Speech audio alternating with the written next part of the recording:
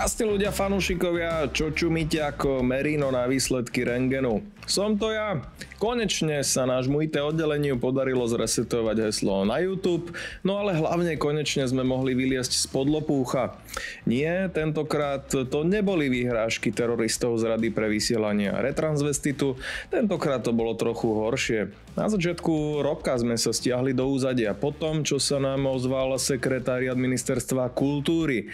Ľudia od pani Martiny. Na to s tým, že by VIPku radi zaradili do zoznamu slovenského národného kultúrneho bohatstva a vysielali ju na tej svojej RTVS, TVE od polnoci v Slučke až do svitania. Tak z tejto ponuky mi priatelia doslova vyrazilo poistky a jebol som na hubu ako Casemiro pri poslednej kľúčke. No kým on pri kýbli kilovej stračiateli uvažuje nad koncom kariéry, my premýšľame nad comebackom. Vybavil nám ho Pali Bruchala, ktorý Mati vysvetlil, že čevapčičoviny o fotbale patria na slobodný vysielač internetu a nie ako doprovod ku hymne. Ja viem, že tieto naše neustále návraty už môžu pôsobiť trochu komicky, ako všetky tie motivačné sračky na chladničke Harryho Kanea, ktoré tvrdia, že cieľom nie je cieľ, ani cesta, ale to, koľko kamarátov za týmto cieľom stretneš a spoznáš a stiahneš spolu ku dnu, ty lúzerská slepica so šušľavou DNA, respektíve ty šušľavá slepica s lúzerskou DNA, tvrdí citát na chladničke, nie ja. Mnohí budete istotne špekulovať, či VIPku zo záhrobia nevrátilo práve severolondýnske derby, ktoré nás onedlho čaká a do ktorého bude musieť Arsenal nasadiť dokonca asi aj Artetu a toho fejkového marockého Salaha, keďže po posledných udalostiach, typických pre Arsenal, nám ostali v podstate iba dvaja záložníci, z ktorých je jeden Jorginho, takže vlastne iba jeden. Či som sa vrátil po tých 8 mesiacoch v top forme, ako Federico Chiesa po 8 mesiacoch od teraz, čo si o týždeň obnoví zranenie ACL, to uvidíme zrejme už pri ďalšom vstupe, keďže by som si rád napaškal, zobral pána Kavanaga, tú zákernú špinavú krysu. Všetky peniaze za predaj našich odchovancov by som stavil na to, že to bol na základke presne ten nezaujímavý, nudný trtko, čo potajomky triednej bonzoval na všetkých svojich spolužiakov. Stačí sa na ňo pozrieť a vidíte to tam. To je ksicht človeka, ktorý si prdne v preplnenom autobuse a zvalí to na vodiča. Ale čo čakať od vytretej gumy zo smradlavého predmestia Manchesteru, keď ide pískať rivalovi na Emiráty?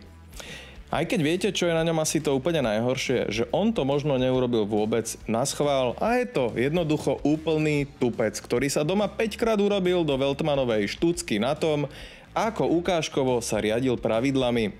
A vy všetci, ktorí sa teraz smejete z Arsenalu, dočkajte času, keď vám to niektorý z tých babrákov skurví na budúce. Arne Slot, ktorý po Klopovi obsadil slot.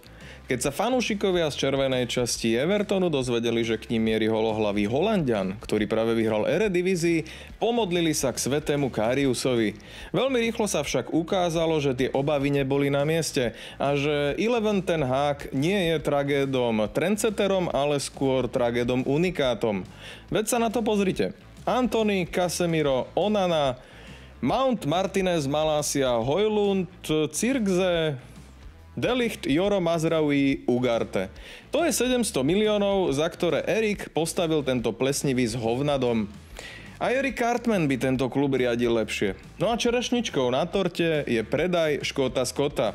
Chudák McTominay ťahal tento klub aj strelecky, dal toľko gólov, čo Rashford a Gazpacho a pritom mal primárne na starosti žehlenie fuck-upov, keď to títo dvaja vpredu dojebali.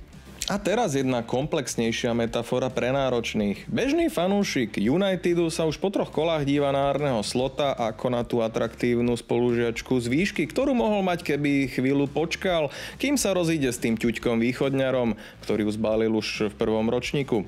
Namiesto toho sa ale ulakomil na prvú bifľošku s divným hlasom, ktorá mu to urobila rukou na záchode. Nabúchal ju, samozrejme chcela obratom svadbu a snubák s drahokamom za 100 miliónov, z ktorého sa neskôr vykľul nafarbený brazílsky ojeb. Po svadbe mu pribrala, oplešatela, prestala prehltať. Ale čo je najhoršie, tú atraktívnu spolužiačku teraz práši ten hajzl Záhorák, s ktorým sa vždy odjak živa porovnával, kto ho má väčšieho. Vidíte to tam? To teda bolí, keď váš klub riadi Ted Boehly.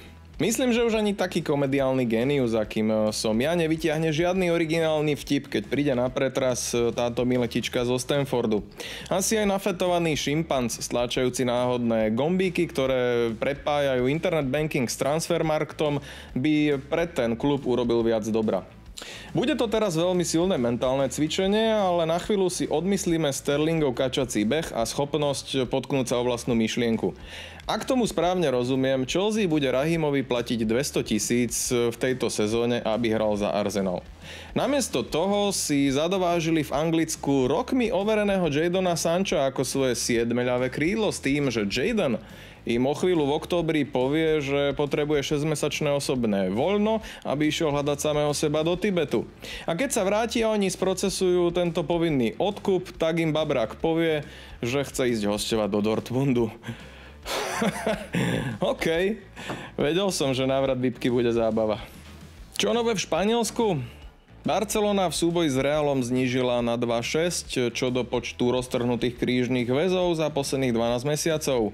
Zábava bude zrejme taktiež s Hansim Flickom, ktorý aj za stavu 7-0 pre svojich vyzerá, ako keby mu Jogi Lev práve ukazovákom pomiešal polievku. Ak ste nemali vydarané leto, možno je to tým, že ste sa varili vo vlastnej šťave. Ako my pri dokončovaní tejto krasavice.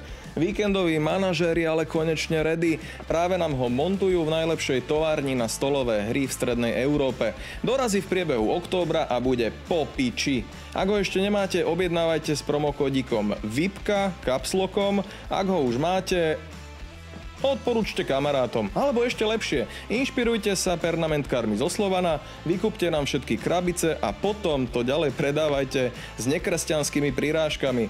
Smrť fotbalu a sláva Švajdochlíkovcom.